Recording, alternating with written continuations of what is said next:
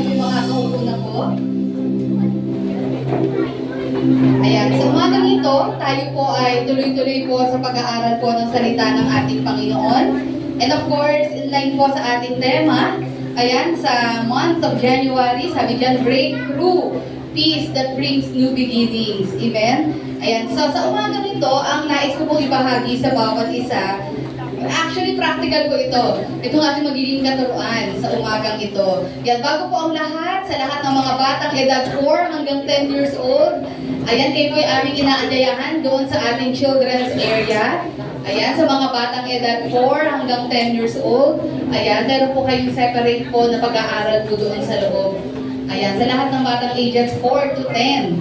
Ayan, sige po, babalik na po ako dito sa aking pong pagtuturo. Ayan, so sabi ko nga po this morning, ito pong topic natin ay practical po ito. Ayan, dahil ito pong katuruan na ito ay applicable sa lahat ng aspeto ng buhay natin. Sa family natin, or maaring sa trabaho, sa eskwela, sa negosyo, sa church. Ayan, so ito talaga yung ma-apply po natin. Ayan, so this morning, yan, sabi nga po sa talata po na pag-aaralan natin in the book of Romans, chapter 12, verse 18. Sabi nga po dyan, kung kaya po ninyong basahin at kaya ninyong makita yung nasa screen, maliit po yata yung aking verse. Sabi dyan, pwede nga po bang pakibasa ng mga nakakaaninag? If it's possible, if it is possible, as far as it depends on you, live at peace with everyone. Sabihin nyo nga po sa katabi nyo, live at peace with everyone. Amen. So sa umagang ito, samahan niyo lamang po akong manalangin at ipagkatiwala sa Lord ang kanyang mga salita. Dakilang Diyos, salamat po sa iyong buhay at makapangyarihang salita. Turuan niyo po kami sa umagang ito. Search our hearts, Lord, know our thoughts. And I pray, God, na ikaw po ang patuloy na humipo sa amin, magbago ng kaisipan namin. Lord, give us a humble heart, a humble spirit, willing to learn, Lord God, mula sa inyong mga salita. And I pray, God, Holy Spirit, touch every soul in this place sa pamamagitan po ng kapangyarihan ng inyong mga salita. At sa iyong kapaglingkod, gamitin mo lamang ako bilang daluyan ng inyong mga salita. Wala po akong magagawa apart from you. And I pray, guide thy servant, Lord, that I may preach your word according to your will. Maraming salamat po. Pinagkakatiwala, tinataas ko po ang lahat. In Jesus' mighty name, Amen. Palakpakan natin ang Panginoon. Ayan, sa umagang ito, binigyan ko po yun ng title. Doon ko na rin po kinuha sa verse natin. Sabi nga po dyan, live peaceably with all men. Amen. So mabuhay daw po tayo, yan ang may kapayapaan sa isa't isa. Amen. Ayan, so mahirap po ba yan? Sabi nga nila, it's easier said than done. Pero alam nyo, mahirap din yung hindi tayo at peace sa ibang tao. Amen? Mahirap din yung wala tayong kapayapaan. Ayan, minsan lang hindi lang talaga natin makontrol yung mga temper natin. Yan, pero alam nyo, mahirap mabuhay na wala kang kapayapaan. Di po ba? Mahirap mabuhay na hindi ka payapa sa ibang tao. Amen? Na wala kang maayos na relasyon sa ibang tao. Hindi ko po ma-imagine yung ganong situation. Napakahirap po nun. Amen? And sa umaga ito, ayan, sabi ko nga po, practical lang po yung mga pag-aaralan po natin. Ayan, ito po yung mga practical na mga katuruan na ibinahagi po sa atin ng author ng Book of Romans. Actually, pinagtatalunan pa ito eh. Sino ba talaga ang author nito? Yan si Paul ang author po nito. Ayan, so dito talagang ito po ay kanyang pagtuturo sa mga taga-Roma, sa mga Christians sa lugar po ng Rome, sa Italy. Ayan, sabi nga po doon, babasahin po ulit natin, Romans 12:18. Alam niyo, makatotohanan ng pagkakasabi ni Paul. Sabi niya dito, no, if it is possible, kung posible lamang. Parang ano to parang pagsusumamo, kung maaari. Parang sinasabi niya, nagmamakaawa na ako sa inyo. Parang magkasundo kayo, parang gano'n, no? Sabi niya doon, no? Kasi alam ni Pablo na isa ito sa mga struggle sa church. Di po ba? Na nandun yung possibility talaga ng chaos, gulo, hindi pagkakaunawaan. Kaya sabi niya, no, if it is possible, as far as it depends on you. Gusto ko po yung part na yun. Ibig sabihin, sa isang relationship, unless may isa dyan na talagang mag-desire na maging maayos ang situation, hindi talaga magkakaroon ng reconciliation at kapayapaan. Amen? Kaya nga po may mga bansang nagigerahan sa isa't isa dahil merong walang gustong magpa-humble down. Diba? At sa relationship, kaya may mga relasyong nasisira, nagkakagulo, nag-aaway, maaring sa tahanan yan, maaring sa trabaho, sa church. Bakit po? Kasi maaring wala sa kanila ang gustong give in, or walang gusto po talagang mag-humble down. Ayan, gusto talaga mag-desire ng kapayapaan. Kaya sabi nga niya dito, if it is possible, as far as it depends on you. Ayan, so ibig sabihin, nasa sa atin yon. Di ba kung hahayaan mo yung sitwasyon na manatiling ganyan? Ika nga, nasa kamay din natin yung pananatili ng kapayapaan sa isa't isa. O hahayaan at ito-tolerate natin yung gulo. Ito-tolerate natin yung hindi magandang pagsasamahan. Di ba? Nasa sa atin yon.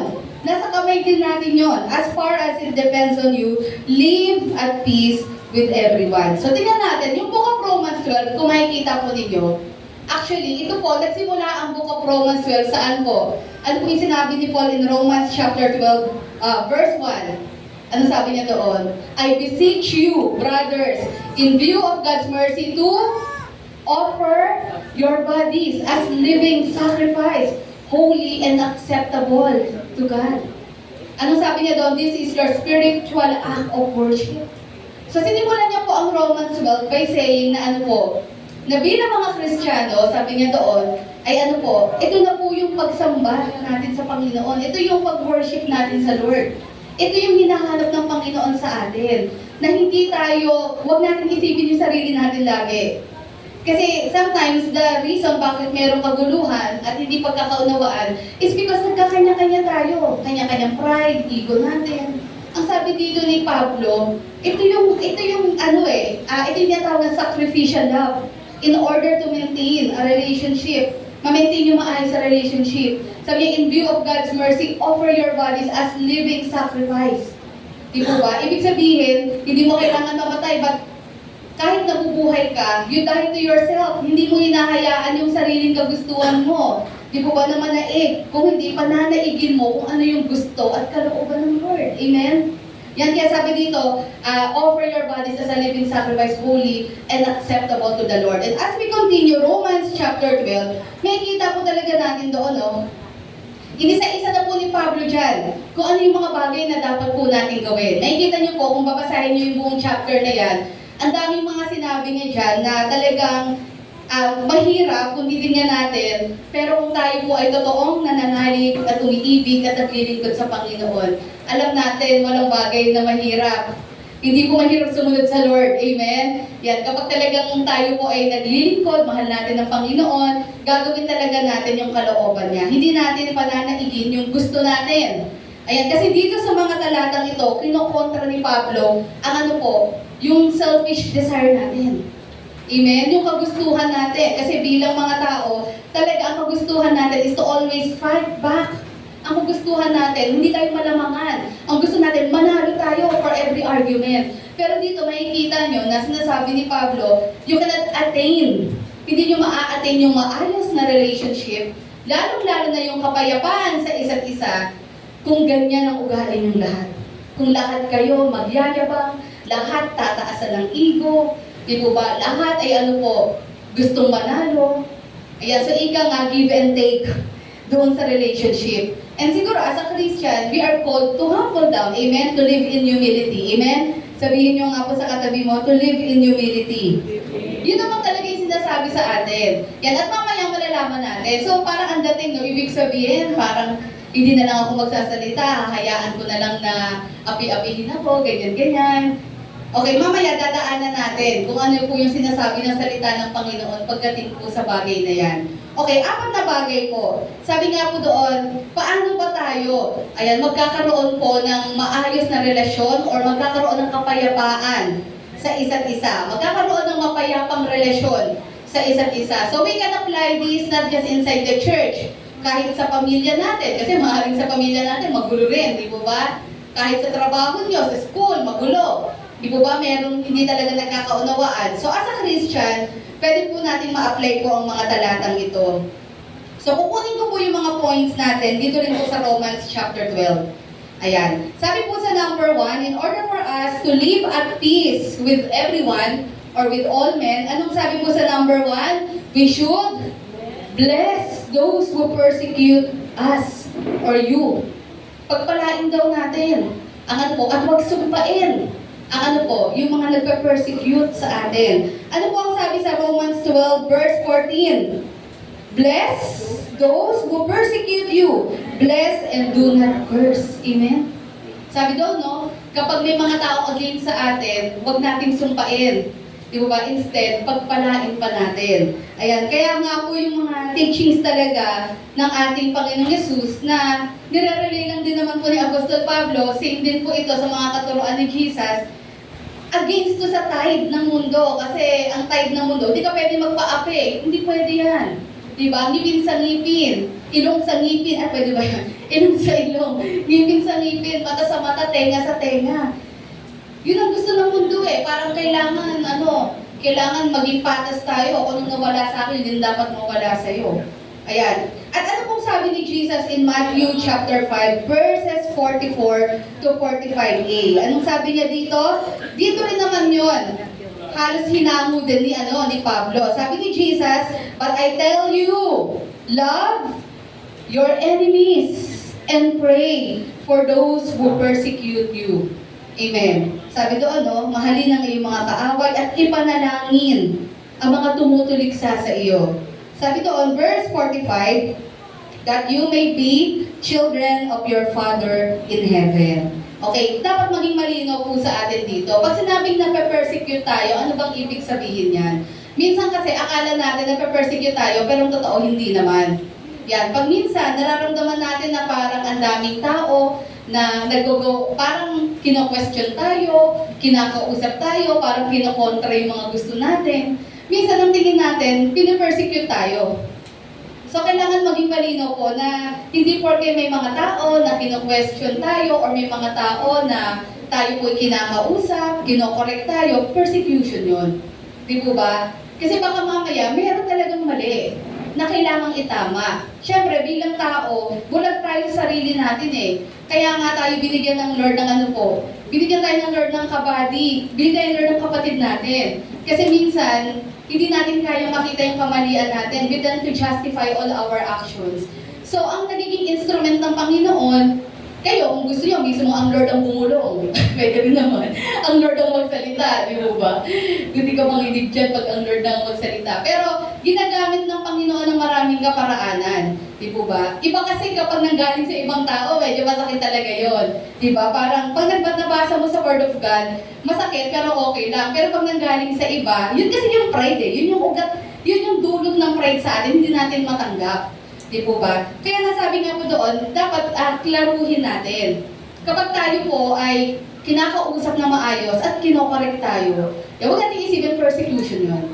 Di po ba? Isipin na, tingnan natin. Before reacting, tingnan din natin sa part natin. Di po ba? Baka naman meron talaga akong maling nasabi, may maling nagawa, maling kidilos. Di po ba? Huwag natin isipin na pinapersecute ako, bakit pinagtutulungan nila akong lahat. Na yung pala, may mali talaga tayong ginagawa. Na gusto lang nila tayong mapaayos. Di po ba? Kaya kailangan maging malinaw po yun sa atin. Na tayo po, yung persecution na tinutukoy dito, hindi po yung maraming tao na nagko-correct sa atin, iba po yun. Di po ba? Pag sinabi natin persecution, ano bang ibig sabihin nun? Ayan, sabi nga doon, but you should remember, we cannot please everyone. Tama po ba? Kahit anong gawin natin, hindi natin mapiplease ang ibang tao. Kahit anong buti, kabaitan natin, pagpapakita, may mga tao talagang ang nakikita lagi yung mali. Di po ba? Yan ang realidad po ng mundong ginagalawan po natin. Amen? Kasi kailangan ma-realize talaga natin na itong mundong ginagalawan natin is an unfair world. Amen? Totoo naman, wala naman talagang fairness sa mundong ito. Kaya nakita nyo, yung mga kurakot, di po ba? Nagpapakasasa sila. Pero, hindi yun nananatili sila sa ganung kabuhayan dahil alam natin ang Diyos ay just. Amen? Diba? Alam ng Panginoon. Diba? Pag tayo ay gumawa ng mga bagay na mali, may consequence yan sa atin. So talagang we live in an unfair world. Talagang tanggapin na natin yan. Hanggang nasa mundo tayo, makakaranas tayo ng indifferences dito, makakaranas tayo ng injustices dito. Yan. Nakakalungkot isipin, pero ito yung reality. Di po ba? Ng mundong ginagalawan natin. Kaya sabi nga, no, we cannot please everyone. Kahit gaano, kahit sinong taong mabait, o Kristiyanong kilala mong super bait, tingnan mo, meron at merong taong maiinis dyan. Meron at merong taong, aawayin yan. Bakit kaya? Maaring may inggit, may selos, yan naman talaga ang punot dulo niyan eh. Di ba? Kaya ang taong insecure, ang tao pong inggit, walang makikitang maganda yan sa'yo. Kapag ang tao talaga ay insecure at inggit sa'yo, lahat ng actions mo, babahiran niya, pipinturahan niya yan ng mali. Kaya niya na ginagawa yan kasi ganito eh. Diba? Kahit alam mong tama naman yung ginagawa mo. So that is an example of persecution. Di po ba? Ibig sabihin, may ginagawa kang tama, alam ng Lord ang motive mo, hindi mo naman kailangan i-announce to the whole world, "Uy, kaya ako ito ginagawa kasi ito yung motibo ko." Hindi naman kailangan sabihin yun eh. Hindi lahat ng bagay kailangan natin ipaliwanag, tama po ba? Yan. May mga bagay talaga na iwan mo na lang sa Panginoon. Alam ng Lord ang lahat ng bagay. Kaya sabi nga po doon, may mga tao talaga na kahit anong buti mo, anong bait mo, pagpapakita mo ng maayos, tatraidorin ka, sisiraan ka, yun ang nakakatakot eh, no? And will say, all false things about you. Pero yun, tandaan niyo po, kung kayo man po ang nakakaranas ng ganyan, yan, hindi po yan mananatili. Magwawagi po ang katotohanan. Amen? Kayo po ba nakaranas ng gano'n na you were falsely accused of something, siniraan ka, chinismis ka ganito, ganyan. Di po ba? Nakakagigil naman talaga. Di po ba? Nakakagigil naman po talaga. Pero yun nga po, as a Christian, kailangan that's example of persecution. Hindi pwedeng hindi pwedeng gantihan mo din, sumapat ka din, tapos gantihan mo din ng chismis. Baka naman gano'n, chinismis ka, ng chismis ka din. Diba? So hindi yan Christian way. Hindi rin malulugod ang Lord sa atin dyan. So isa po yan sa mga example ng persecution. Na ibig sabihin, kahit wala kang intensyong masama, kahit wala kang inaaway, kahit wala kang ginagawang masama sa iba, pero merong mga taong nagagalit sa iyo sa dahilang hindi mo alam. Diba? Hindi mo alam. Yon. So sabi ko nga kanina, pwedeng inggit lang talaga yon, di ba ba? Or maaring, may mga bagay ka na meron, no? Wala sila. So yun yung nagiging reactions nila. Ano pa po? Isa pa po ito sa masasabi kong modern day persecution among the church and among Christians. Ano po iyon? Yan, alam po natin itong mundo ginagalawan po natin, nagiging liberal na. Yung mindset, yung thinking, nagiging masyadong liberated na. Di po ba? And tayo as a Christian, we stand on our ground. We stand on our principle. According sa prinsipyo po ng salita ng Panginoon, na sinasabi po dyan, na against tayo sa same-sex marriage. Di po ba? Na hindi po ito kalooban ng Lord. Abortion, premarital sex. Pag ikaw nag-stand ng iyong ground sa mundo, people will call you names. Sasabihin nila, homophobic ka, na parang ikaw yung masama. Totoo ba? Naranasan niyo yun? Di po ba? Na parang pag sinabi mo, hindi natin kaaway itong mga taong ito. Because tinuruan tayo ng Lord to love all men. Even ang sabi ng Lord, mahalin natin lahat ng tao. And the best that we can do sa mga taong ito is to share the love of God. Minsan kasi may mga Kristiyano din na medyo hindi masyado mapreno ang bibig. Medyo dadaanan ko yan mamaya. Di po ba? When dealing with these people, hindi mo pwedeng i-condemn yung ganung bagay. Hindi mo pwedeng sabihin, kasi ba't ganyan ang buhay mo, ba't ganyan ang suot mo, hindi mo pwedeng sabihin yun. Hanggat ang tao wala kay Kristo, hindi niya naintindihan ng mga bagay na iyon. Alam niyo ang pinaka-the best na gawin natin as a Christian, ipag-pray natin, unang-una. At ipakita natin at iparamdam natin ang pag-ibig ng ating Panginoon Jesus. Wala pong mahirap sa Lord. Only God can turn the hearts of these people. Pag nakita talaga nila tayo na mabuti ang pakikisama natin, maayos po tayo. Marami akong kaibigan na nasa LGBTQ. But I do not condemn these people because I do not have the right to do that. Although we stand our ground na hindi tayo pro. Because against yan sa principle ng Bible. Ngayon, kung hindi ka naman gumagawa ng masama, hindi ka naman nagko-condemn ng iba, hindi mo naman sila niyuyurakan, pero sinasabihan ka pa rin ng hindi tama na ikaw ay bigot ka o homophobic ka, tanggapin mo na lang. Kesa naman i-deny mo yung faith mo. Tama po ba? That's modern day persecution. Because ito talaga yung takbo ng mundong ito. talagang pwede kang ma-pressure to go along with the world. Siguro nga pwede naman yun. Pwede yung babae sa babae, lalaki sa lalaki, siguro pwede yun. Kahit anong convince ng mundo sa atin, we should stand our ground according to what the Bible says. Amen? As long as hindi ka gumagawa at nagsasabi ng masama sa mga taong ito, di po ba, magpakita ka pa rin ng kabutihan sa kanila. Amen? At yung bagay na yung continually pray for these people. At kung may sinasabi sila laban sa iyo na close-minded ka, alam ko yan. Close-minded ka, ganito ang utak mo, masyadong traditional, conservative, hayaan nyo na. Sinabi naman ni Jesus yan eh.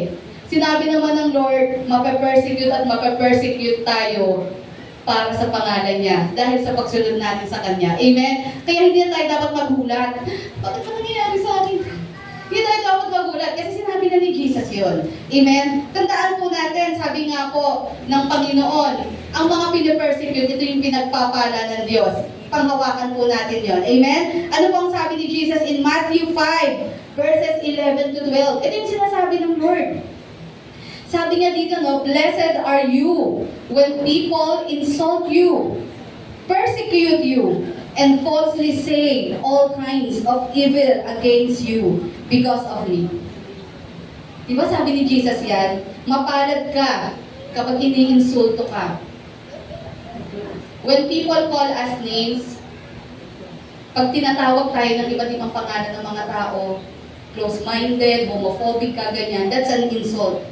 Pero huwag mong dibdibin at huwag ka makipag-argue.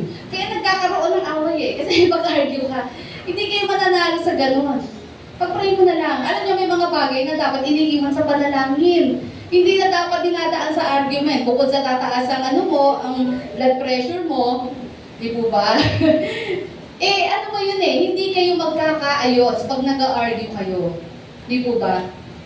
Kaya nga sa mga ganyang situation, magpakita pa rin tayo ng kabutihan. Amen? Continually share the Word of God.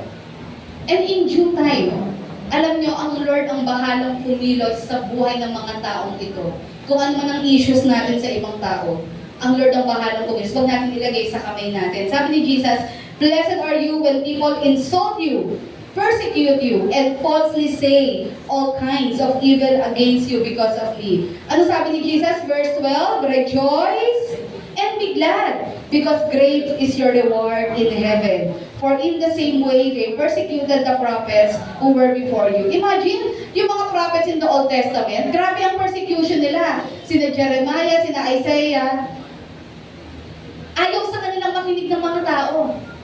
Kasi sila yung bukod tanging nagsasabing mali at kasinungalingan yung sinasabi ng mga propeta ito, mga bulaang propeta yan.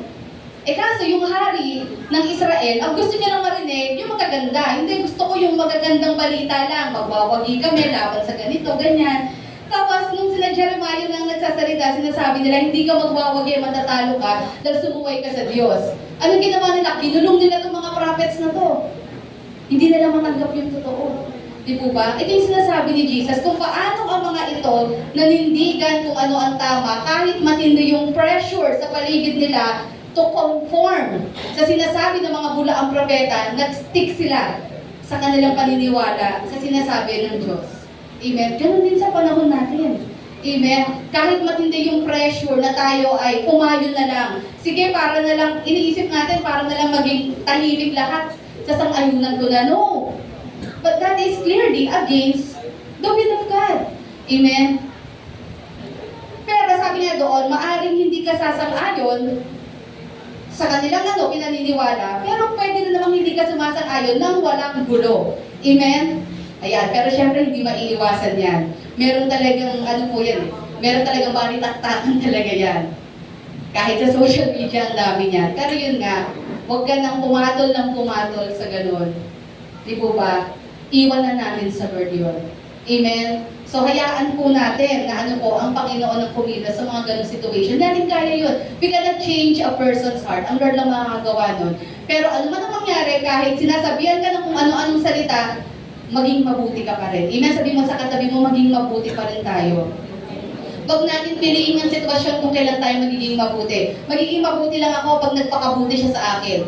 Kahit ang dami nilang sinasabi against us, piliin pa rin natin to do good, to be kind to others. Kasi ito ang turo ni Jesus sa atin. Amen? At mapapansin niya ng mga tao sa paligid natin. Sabi doon, these are the very people that the Lord is telling us to bless and pray for instead of arguing with them. Kesa makipagbalitaktakan ka sila, makipag-argue ka sa kanila, anong sabi ng Lord? Pagpalain mo at ipanalangin mo sila. Amen? Yan, wala tayong kapangyarihan na baguhin ang tao, ang kanyang prinsipyo at ang kanyang iniisip. The only power that we have is to pray. Amen? At alam natin that prayer can move mountains. Amen? Kaya gaano man ka-imposible yung situation, nothing is too difficult to the Lord. Amen po ba? Sabi doon, no, we are to pursue peace.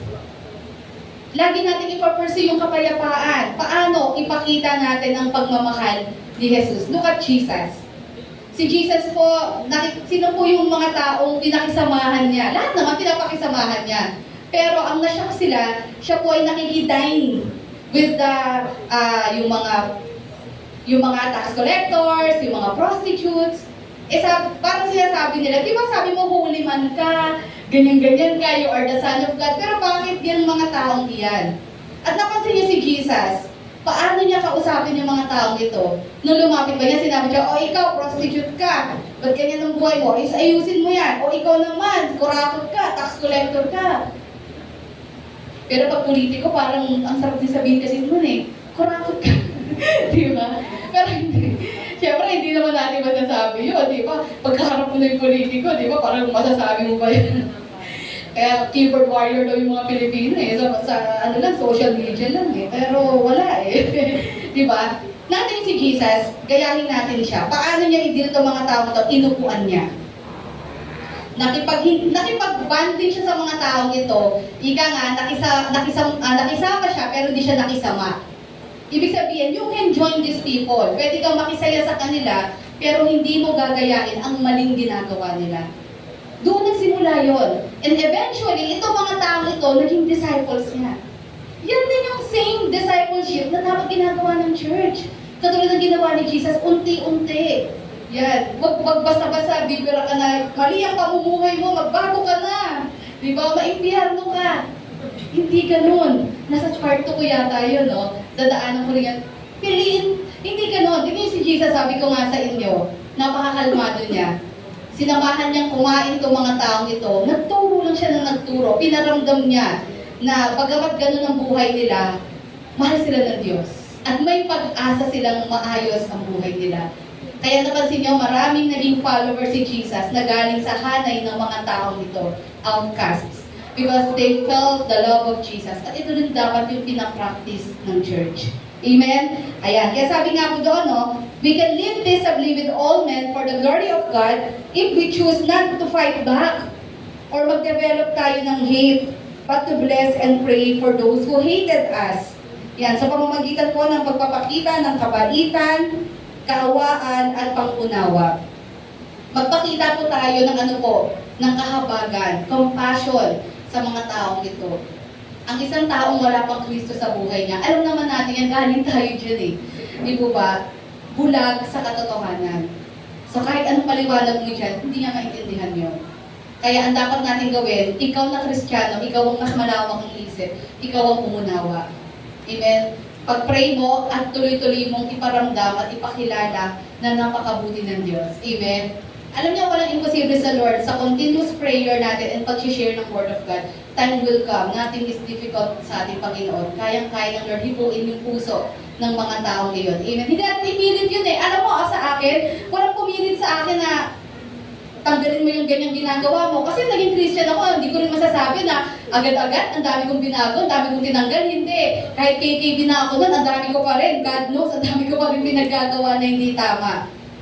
Pero hindi ko naramdaman na kinondem ako. At may nagsabi sa akin, pa naman yung magbago-bago ka na, nandito ka na sa KKB. Parang dating, pag nandito ka, magpakabanal ka dito. Walang nagsabi sa akin nun.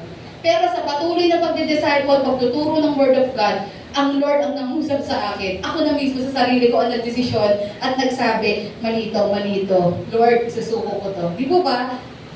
Yun ay task ng Holy Spirit. Amen?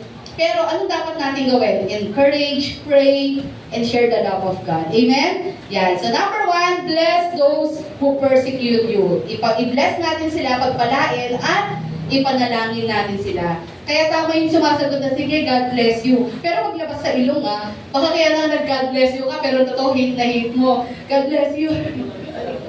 Kailangan galing talaga sa puso. Di po ba? Ayan. Number 2. Ito na nga yun.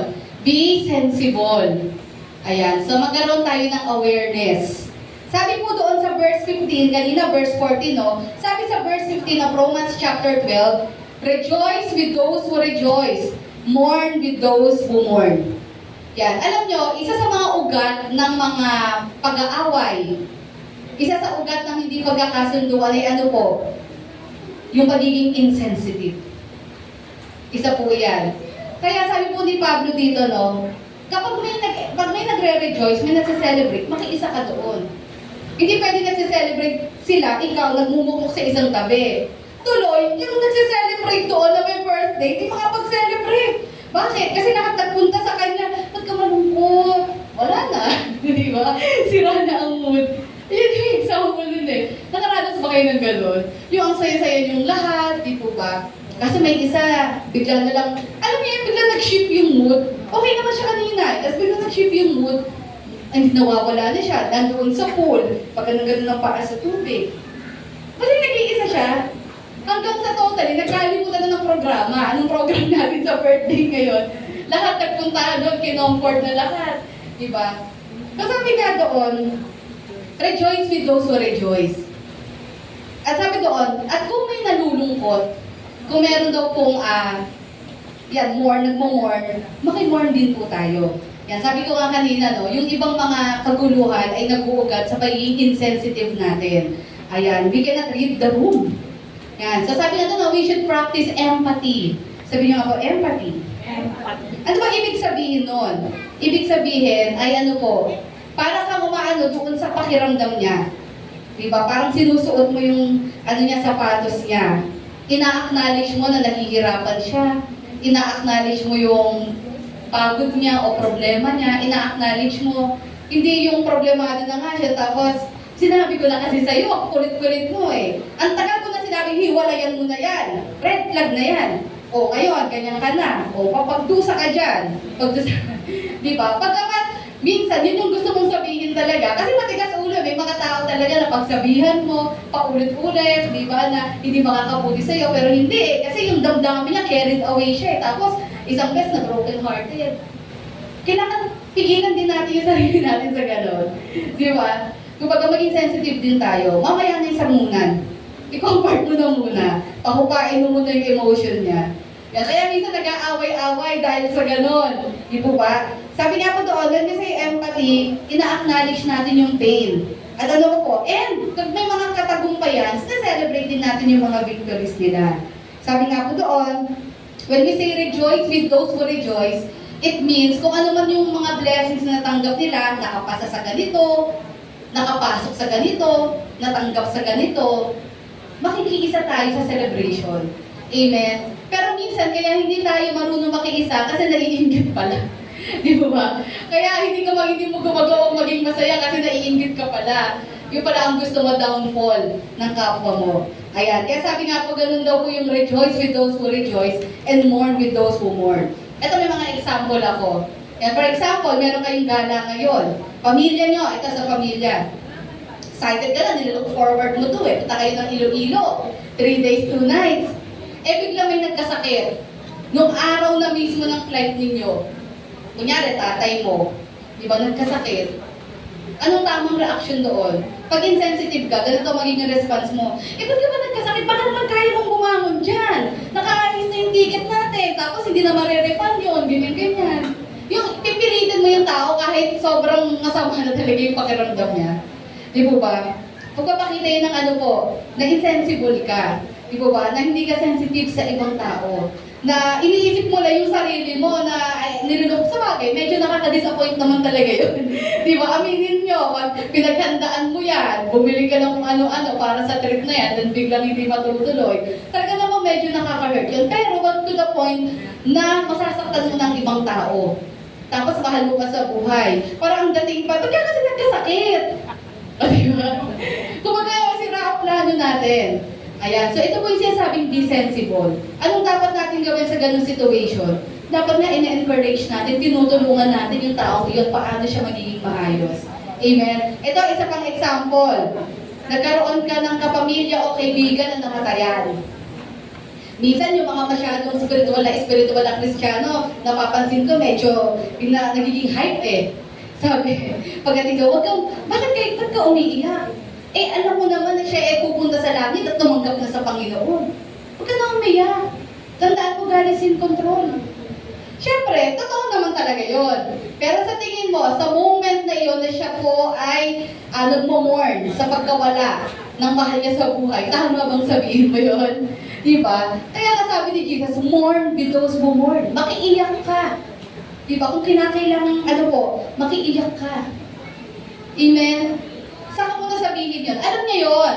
Alam niyo, pag Kristiyano yan, alam niya yun. Pero syempre, sa moment na yun, nawalan siya ng mahal sa buhay eh. Syempre, grief ang nararamdaman niya. At kailangan, pakisamahan mo rin yung nararamdaman niya. Eventually, mahihil yung taong yun, and darating yung time, you can talk about it. Amen? So yung sinasabi, kaya nagkakaroon ng away dahil sa ganun. Di ba? Mali yung timing, mali. Yan. So minsan, sabi ko nga, totoo naman that God is in control, pero sa moment na yun, hindi tamang ipasok mo yun. Kasi nga siya ay naluluha, siya ay nawalan ng mahal sa buhay. Amen? E diba, kapag may mga tao sa paligid natin na tahimik, may gathering, tahimik siya, huwag mong i-announce, ba't ikaw naman tahimik ka? Ay nako, lalong hindi magsasalita yun, hindi na babalik yun. Pag ginanong mo, gumawa ka ng paraan. Diba? Na makuha mo yung attention niya. Diba? Eto si mukhang may magandang sasabihin. Diba? Ganun din eh. Alam nyo, naniniwala ako, isa sa sign ng maturity sa Kristiyano, may awareness. At alam nyo, sa totoo lang, maraming Kristiyano na pero walang awareness. Nagiging insensitive. Basta na lang magsasabi ng kung ano-ano, hindi pinag-iisipan yung sasabihin, hindi inaalam yung situation, gustong sabihin, lahat ng gustong sabihin, hindi nagiging careful. Pero sabi ko, isa talaga sa sign of maturity yung talaga yung pagiging natin, sensitive natin. Magiging mindful natin sa paligid po natin. Amen? Sabi ko nga, ito yung mga example ng mga taong matataas ang emotional quotient. May awareness. Di po ba? Na talagang alam nila, timingan lahat ng bagay. Alam nila ang tamang response, tamang reaction. Hindi pwedeng pairalin. Ito yung sinasabi ni Pablo na wag mong sacrificial love. Na hindi pwedeng yung sarili mo lang isipin mo. Pakibagayan, pakisamahan mo kung ano yung emotions niya. Di po ba? Kung siya'y nalulungkot, may pinagdadaanan, samahan mo siya. Kung siya'y nagse-celebrate, pakiselebrate ka rin sa kanya. Sabi nga po doon, do not be insensible like Job's friends, but be sensible like Jesus. Amen? Ayan, sabi nga po doon, kung maalala niyo yung mga kaibigan ni Job, ito yung example ng pagiging insensitive. Ano po nangyari doon? Di ba si Job dumanas sa maraming pagsubok, halos nawala sa kanya ang lahat. Ito mga kaibigan ni Job, ang ganda nangyari, parang pinersecute pa siya lalo. Alam mo, kaya siguro nangyayari yan sa'yo, kasi baka may mga sikreto kang kasalanan, kaya ka nagkakaganyan. Ibinuhos ng Lord lahat ng arusa sa'yo. Take note, mga kaibigan ni Job yun. Na supposed to be, dapat i-comfort nila si Job. So, si Job, wala nang magawa kasi mismo mga kaibigan niya, sinabihan siya ng gano'n, alam mo, may kasalanan ka siguro, kaya ka ginaganyan ng Diyos. Anong nangyari nung huli? Sabi ng Diyos sa mga kaibigan, ang kinagalitan ng Lord, yung mga kaibigan ni Job. Diba na dapat i-comfort nila si Job. But instead, diba hindi natin alam bakit ganun sila. Siguro deep inside, mga kaibigan may inggit. O, diba? Kaibigan, pero yung pala, sabi, lumapit ka daw doon sa diba? Yung kinainggitan mo, nilalapitan mo. Kasi kumbaga, imbes na makatanggap si Job ng comfort, kasi imagine niyo, nawala na siya ng pamilya, kabuhayan, may mga boils pa siya. Ang dami niyang, kumbaga, walang-wala na siya. Kasi sinabi mo ng mga kaibigan niya, siguro makasalanan ka, marami kang hidden sin na ginagawa, kaya pinaparusahan ka lang ng Lord. Pero kinagalitan sila ng Lord, yung mga kaibigan ni Job. Kaya sabi na, do not be insensible like Job's friends, but be sensible like Jesus. Si Jesus po nagpakita sa atin ng example ng pagiging aware at pagiging sensitive. You remember in John 11, ano po sabi doon sa pinakamaliit na verse? John 11:35. Jesus wept. Di ba? Alam niyo, pagpapakita yun ng pagiging aware and sensitive ni Jesus. Bakit? Noong time na yun, bakit nasabi yun? Yun yung time na si Lazaro ay namatay. Kung tutuusin, bakit nga ba iiyak si Jesus? Una sa lahat, alam niyang namatay na si Lazaro. Tama po ba? Prior to that, alam niyang patay na si Lazarus. Alam ni Jesus yun. Di ba sinabi nga niya na sinabi niya sa mga disciples, magantay tayo ng 4 na araw. Parang sabi nila, 4 na araw pa bago pumunta doon. Tapos sinabi na ni Jesus na alam niyang patay na si Lazaro. Pero lahat ito ay for the glory of God. Pagdating na doon sa Bethany, anong nangyari? Sinabi ba niya kay na Martha at Mary, tumayo-tayo kayo dyan, tama nang iyak-iyak dyan. Hindi naman sinabi yun eh. Di ba? Tumigil na kayo sa pag-iyak niya, parang wala naman kayo pananampalataya sa Diyos eh. Hindi gano'n ang approach niya. Anong ginawa niya? Pagdating niya sa Bethany, nung sinalubong siya ng magkapatid na Mary and Martha, nakiiyak si Jesus.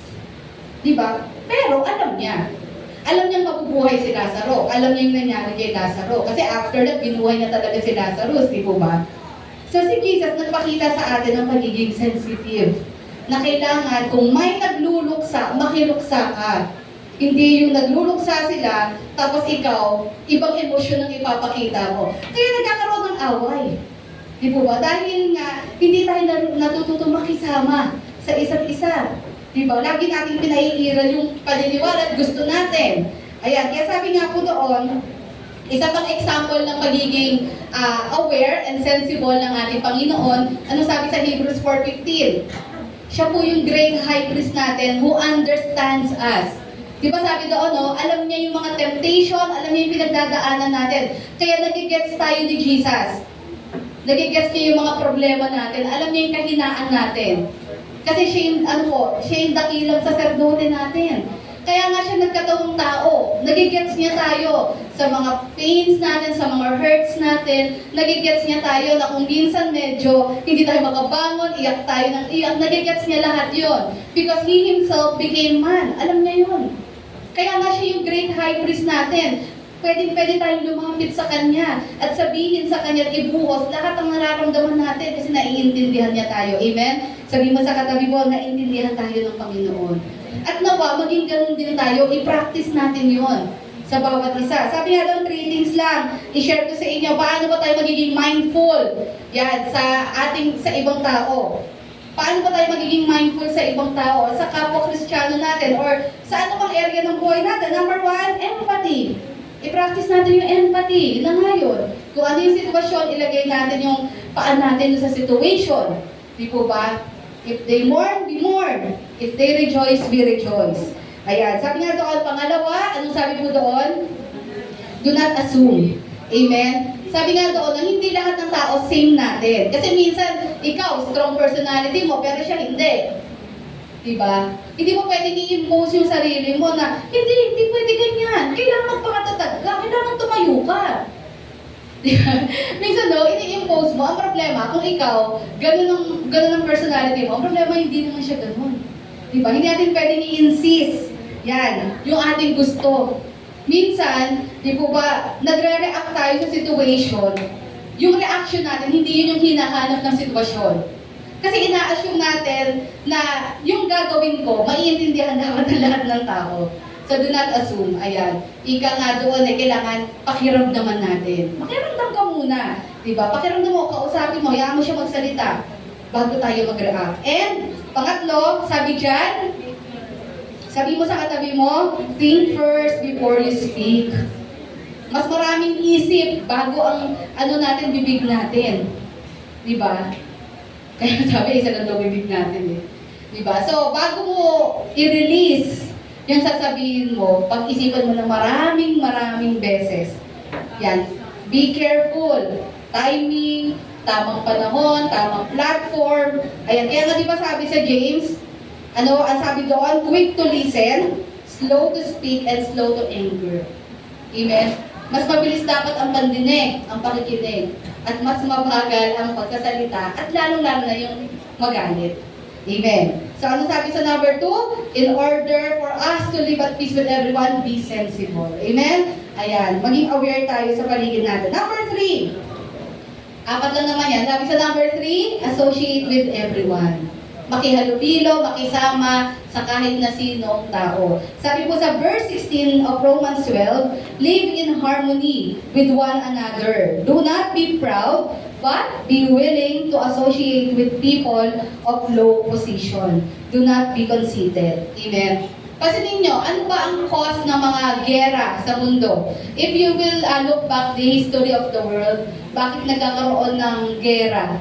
Nag-aaway-away. Ayan, isa po sa mga dahilan dyan ay ano po, yung discrimination, yung pride. Yun naman talaga yun eh. Di po ba?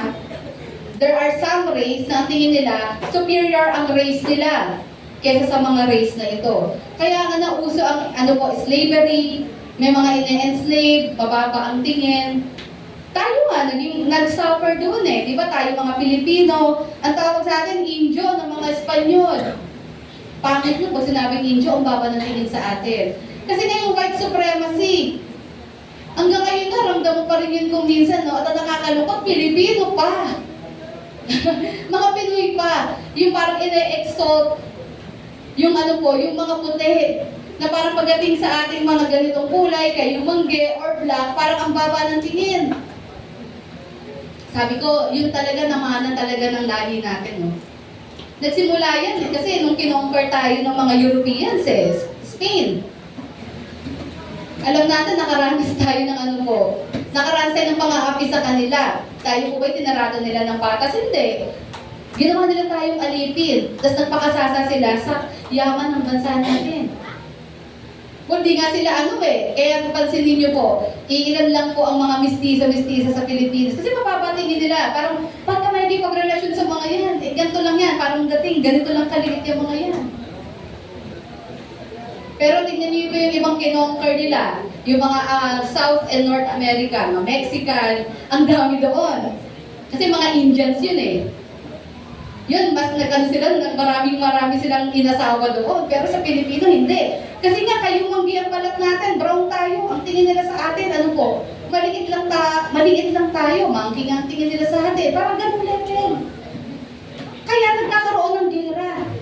Kasi nga, nagkakaroon ng discrimination. Diba? Na sa panahon natin ngayon, of course, hindi natin na-tolerate yun.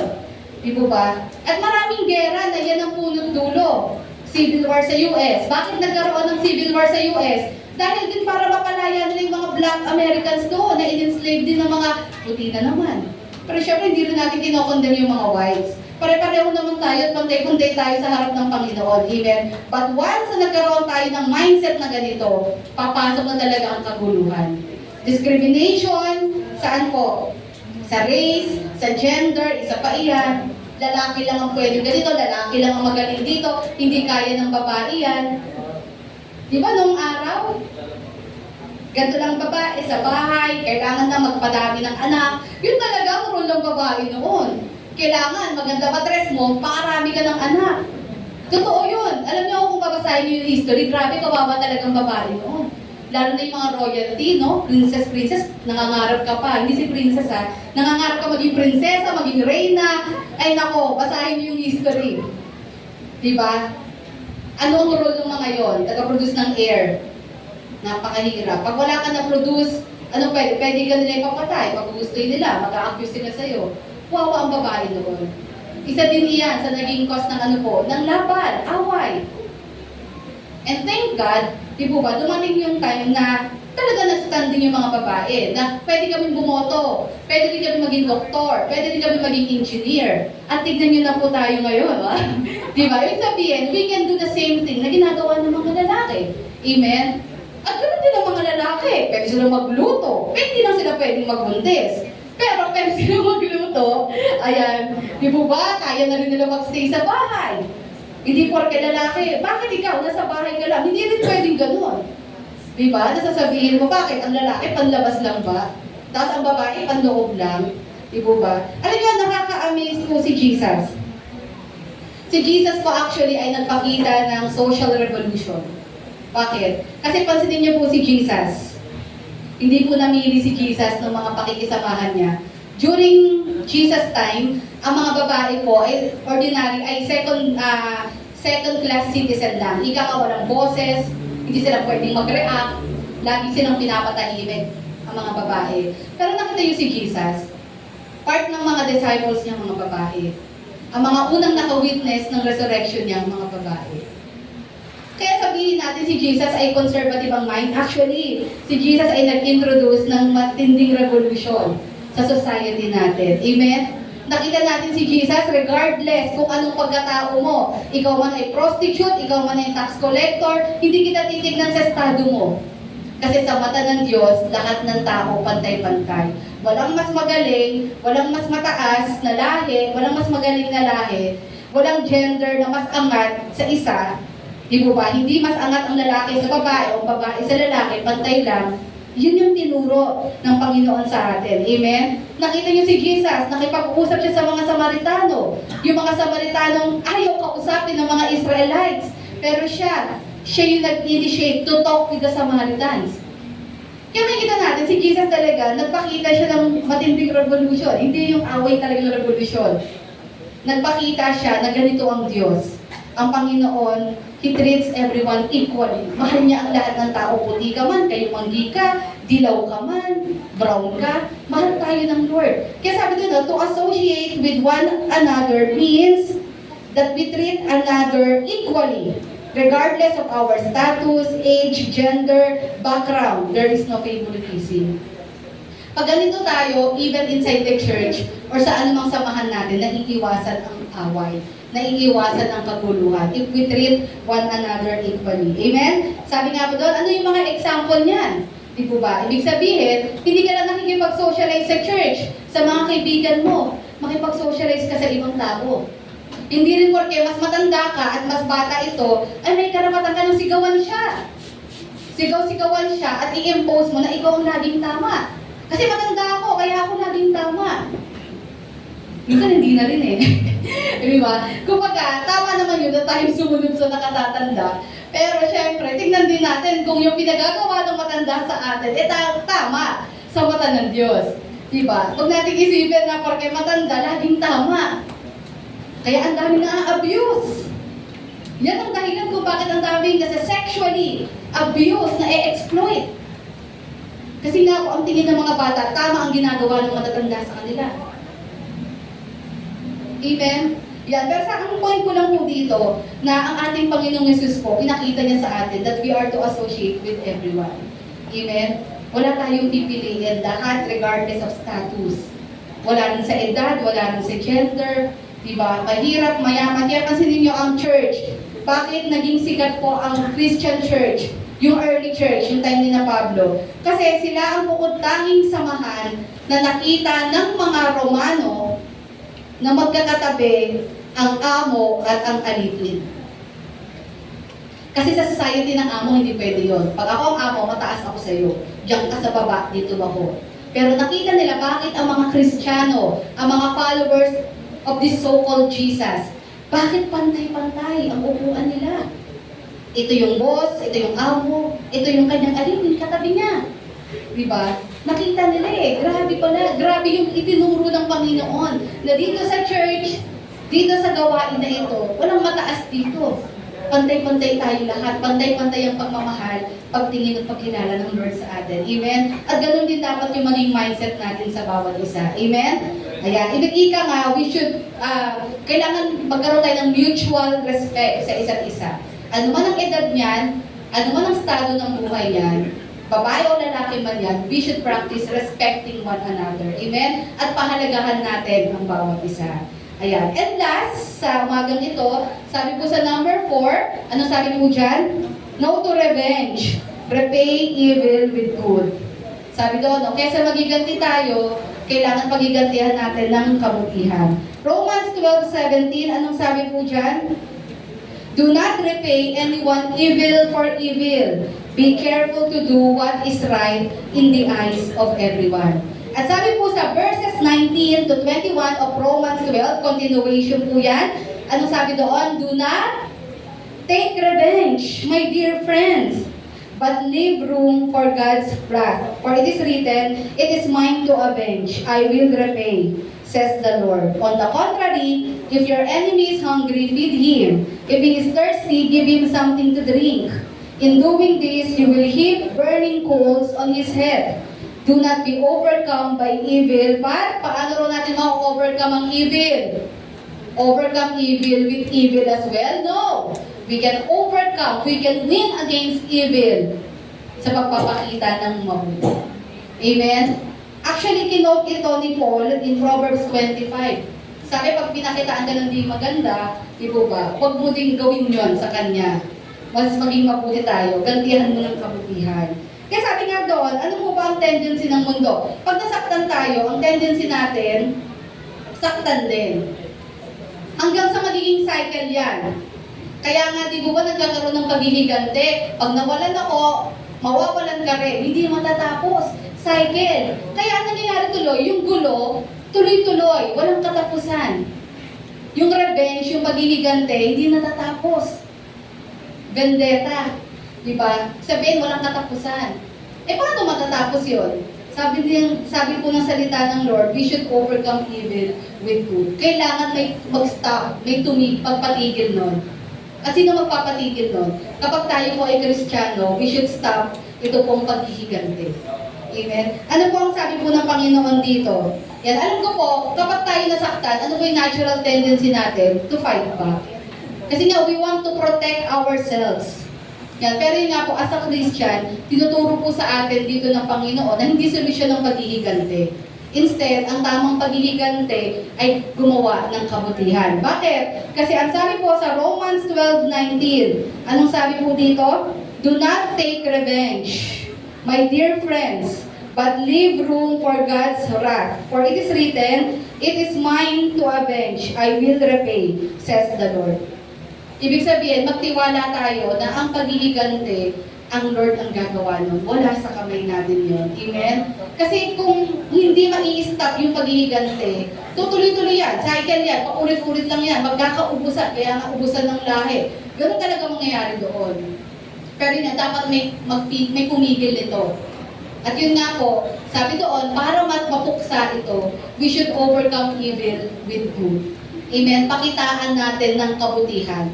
Kasi nga po, never namang nagwagi ang kasamaan sa kabutihan. Amen? Kapag ito po'y tinalo mo ng kabutihan, hindi na makakapanaig pa ang kasamaan. Once na meron po nag-decide siya na okay, itigil na natin ito, ayusin na natin ito, hindi na magwawagi ang kaaway doon. Di po ba? Kailangan lang talaga meron talagang maging malawak ang isip. And you know, it requires malalim talagang pananampalataya sa ating Panginoon. Amen? Kaya sabi doon, the Lord is teaching us that when others did evil on us, we are not to do the same as Christian. We should break the cycle of revenge. Amen? Tayo dapat, kung Kristiyano ka na, kailangan ikaw na magpasimula na itigil na ito. Amen? Kasi sumpa yun eh. And in the name of Jesus, ang sumpanang ito ng paghihigante ay pwedeng mapatid, pwedeng matapos. Amen? Nasa sa atin na rin po yun as a Christian. Yan. Kaya sabi nga po doon, sa ika-4 natin, no to revenge. Para po magkaroon ng kapayapaan, titigil na. Mayroon sa ating dapat na magpakita ng kagandahang loob, meron dapat gumawa ng mabuti. Kasi kung walang gagawa nun, magpapatuloy lang ang kaguluhan. And as we end, tayo ay tumayo sa umagang ito. Sabi nga po sa Hebrews chapter 12, verse 14, ayan make every effort to live in peace with everyone. Sinabi din po ng author dito, same na same doon sa Romans 12. Sabi niya doon, kung maaari lamang, parang nagsusumamo ako. Depende sa iyo. Ibig sabihin, you have the power. May power tayo as a Christian na talagang na talagang manaig ang kapayapaan. Nagsusumamo ako, maging mapayapa ka sa bawat tao. Mabuhay ka ng may kapayapaan sa bawat tao. And tingnan niyo ang Hebrews 12:14. Ganon din. Sabi make every effort. It means effort talaga. Matinding effort talaga, matinding sacrifice talaga para lang mapanatili ang kapayapaan. Alam to ng mga authors, alam ito ng ng mga nagsulat nito na hindi madali. Hindi talaga madali talaga na ikaw ay magpanatili ng kapayapaan. Pero sabi nga, make every effort hanggat maaari. Of course, sa tulong ng Panginoon. Panatilihin at piliin natin ang kapayapaan kaysa ang kaguluhan. Sabi na, live in peace with everyone and to be holy. Without holiness, no one will see the Lord.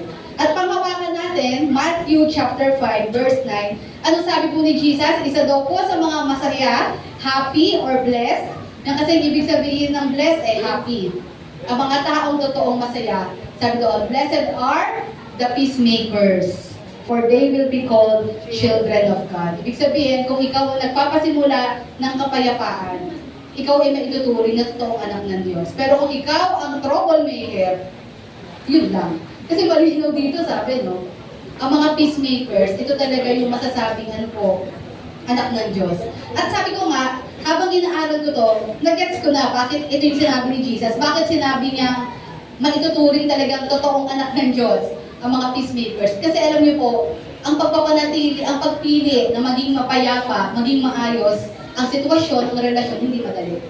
Totoo po yan. Kapag heightened ang emotion, maraming masama ang loob, madaling piliin na magalit, mainis, magkimkim. Mas madali yon kasi nga, yun yung natural sa ating mga tao. Pero yung piliin mo, the other way around, piliin mo ang pagpapakumbaba, ang pag-unawa in order for the relationship and the situation na maging mapayapa, mahirap yon, mabigat yon. At kailangan talaga natin ng kapangyarihan ng Lord.